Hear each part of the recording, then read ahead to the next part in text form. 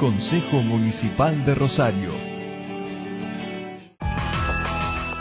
Grupo OSDE, un grupo de personas.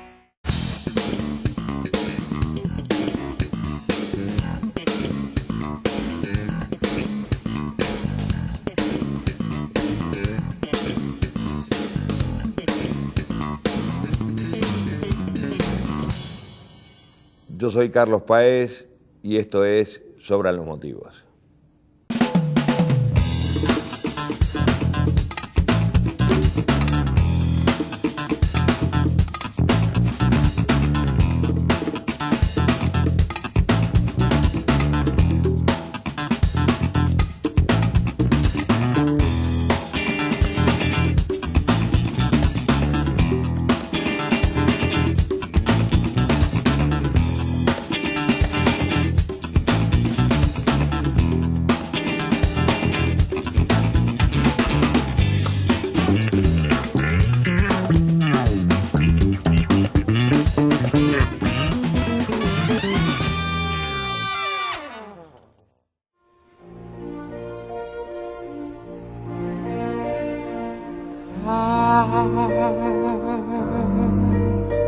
Ave Maria,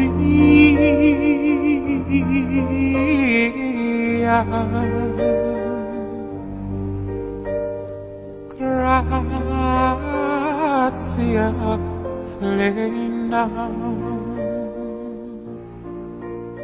Vamos a empezar así como muy mística la charla. Carlos, primero gracias, por supuesto, por dispensarnos de estos minutos. Me llamó la atención entre tantas cosas que decís y que como sos un gran tirador de frases, me parece, de títulos que a uno lo dejan pensando y lo desarrolla uno internamente después. Este Ave María que no fue como cualquier Ave María, ¿no? Lo que pasa es que una vez que yo en realidad no estaba escuchando cuando se dio la noticia de que habían aparecido Parrado y Canessa, cambiaron el dial y estaba la Ave María sonando en una radio. Y eso quedó marcado un poco como después fue el himno, digamos, de la historia nuestra. La Ave María terminaba la película de los Andes, la Ave María fue algo constante y la Virgen tuvo su que ver en la historia. ¿En muchas situaciones distintas? En muchas situaciones. Yo soy muy mariano, digo, y me agarré mucho de la Virgen. Es más, hasta el momento del accidente yo recé una Ave María. O sea, lo continuo fue la Virgen. Dicen que también que la Virgen de Garabandal, que era una Virgen de España, decía de que se iba a dar un milagro entre que iban a participar 3 naciones, que bueno, nosotros interpretamos que es Uruguay, Chile y Argentina, en un lugar donde nacían 3 ríos. El lugar se llama el Valle de las 3 Lágrimas. O sea, algunas coincidencias hay. Yo no te creas que creo mucho en las cosas, pero bueno. ¿No sos muy católico? Decís vos, practicante tal vez. No soy muy practicante. Durante la historia de los Andes, en la cordillera me agarré mucho de Dios, me agarré mucho del rezo, me agarré mucho de esa parte espiritual y fue una buena cosa, ¿Conocías Chile antes del viaje? No lo conocía Chile. Íbamos con una ilusión a conocer un país diferente, sobre todo porque era un país... era un viaje que nosotros íbamos sin nuestros padres. Hasta esa edad nosotros viajábamos con mi papá, claro, y con mi mamá. Entonces era un viaje, como yo digo en mi libro, era el viaje del destete, era el destetarnos, digo, de alguna manera. Eran como también algunos muy malcriados. Sí, yo era el más. Digo, por lo menos, yo tenía niñera, mija, ¿qué querés que te diga? Era la que me hizo la valija, pues mi niñera. O sea, imagínate el personaje. Está bien que vos decís no soy creyendo, muy practicante, pero digo... ¿Pensás que esto fue causal, que esto se les dio a ustedes por algo en particular, justamente por esto? Bueno, acá llegaron y vamos a ver qué hacen con nada. Yo no sé si es causal, yo creo que las cosas se dan, yo creo que yo me agarré de Dios. El otro día me tocó estar en un congreso de espiritualidad, que te aclaro que yo no soy ningún coach en espiritualidad, el Ravi Shankar, estaban todos estos. Me tocó vivir una historia que tuvo sus momentos de espiritualidad. Yo podría currar con esta historia, tendría una cantidad de seguidores, no sabes la cantidad de seguidores que yo me hago y que estuve con Dios y todo el cuento. Pero no es así, digo, no se trata de eso, se trata de que conocí un Dios diferente al que me enseñaron en el colegio. Eso lo dice John Malkovich, que me interpreta a mí en la película. Son palabras mías, digo, una cosa es el Dios que te enseñaron en el colegio, otra cosa es el Dios que aprendés en los Andes, que está más vinculado con el no tener nada, con el despojo, con la humildad, que es un Dios también de los países que no tienen nada. Digo, vos en la India, si no le das espirituales, que no le puedes algo dar... que creer. Y no le das algo que comer, le tenés que dar algo de espíritu, porque Claro. digo que comer no tienen. Entonces, digo, Se alimentan con la fe. se alimentan con la fe porque no tienen otra cosa que no sea la fe. Yo he vivido otras historias también tan duras como los Andes, o más. ¿Cómo cuáles? Bueno, he vivido, digo, yo estuve metido con la droga, con el alcohol, y también salir de ello fue yo escribí un libro que se llama Mi Segunda Cordillera. El divorcio de mis padres a los 13 años fue durísimo para mí, a los 13 años fue durísimo. O sea que, de verdad, cada cual le toca encarar una cosa y es tan importante una como la otra. Lo que pasa es que esta historia de los Andes tiene mucho marketing, tiene 18 libros, 3 películas, 9 documentales, es una bestia de historia. Pero creo que, como yo digo, no hay dolorímetros ni angustiómetros. Para medir el dolor en la angustia. ¿Qué crees que es lo que más le impacta a la gente? Mirá, creo que lo que más le impacta es lo que no se han dado cuenta, que es una historia extraordinaria protagonizada por gente común. O sea, cualquiera pudo haber estado en esta historia. Y es eso lo que apasiona a la gente.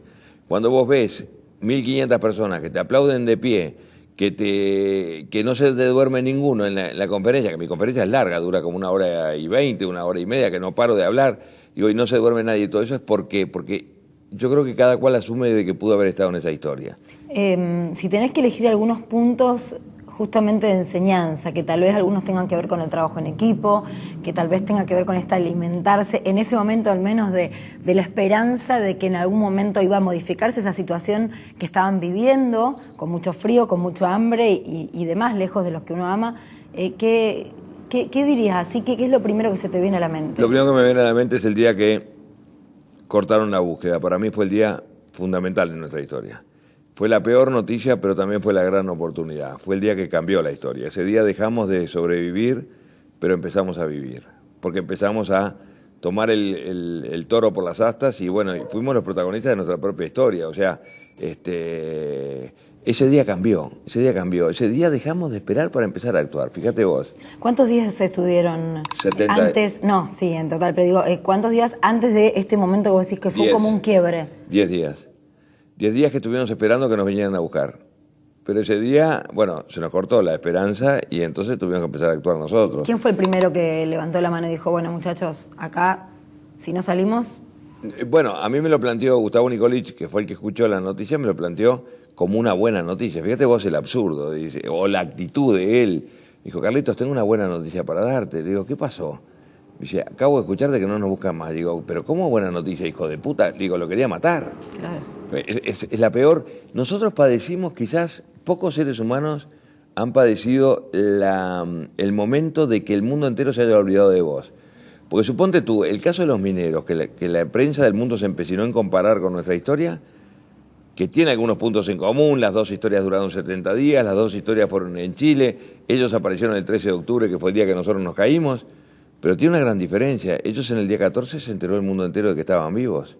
Y nosotros en el día 10 nos enteramos de que el mundo entero nos había abandonado. Estamos hablando de 40 años atrás, claro. Estamos hablando de 40 años atrás. Distancia, falta de comunicaciones, dificultades para encontrarlos, de búsqueda, ¿no? Propia. Absolutamente. Digo, hoy bastaría que te quedara un celular prendido para que te encuentren. Digo, el mundo ha cambiado bastante. Bueno, esta historia es una historia curiosa, pero es una historia de... Aparte éramos chicos de 18, yo tenía 18 años, digo, o sea... Qué bueno que lo vivas de esa manera, ¿no? Una cuestión, por supuesto que es extraordinario, pero que lo vivas de una manera positiva. El otro día te escuchaba decir, sí, sigo comiendo carne, sí, ¿por qué? Claro, la gente se piensa que no sé, sos un extraterrestre porque comiste carne humana en un momento extraordinario, justamente. Exactamente.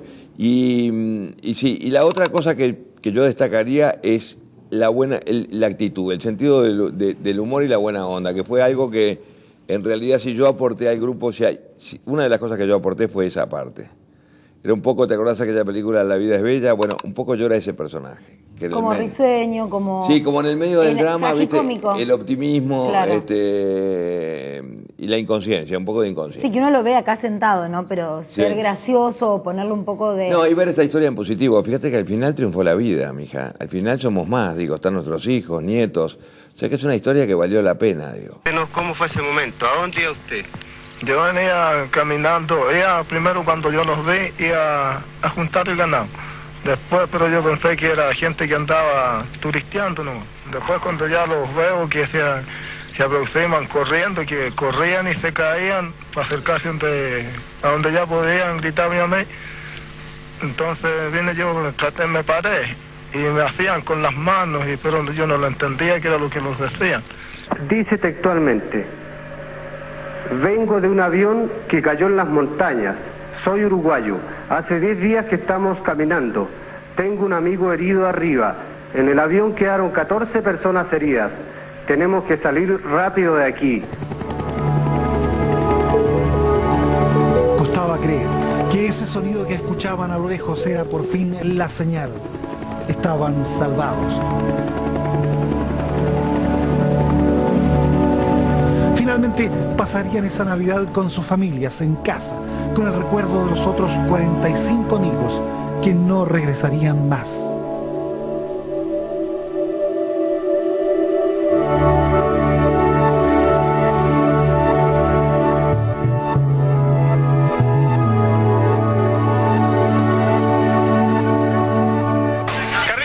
Televisión Nacional, muy breve. Sí. ¿Este momento para ti qué significa? Este momento, que la alegría más grande que puedo tener es ver toda esta gente acá que nos ha acompañado todo el tiempo.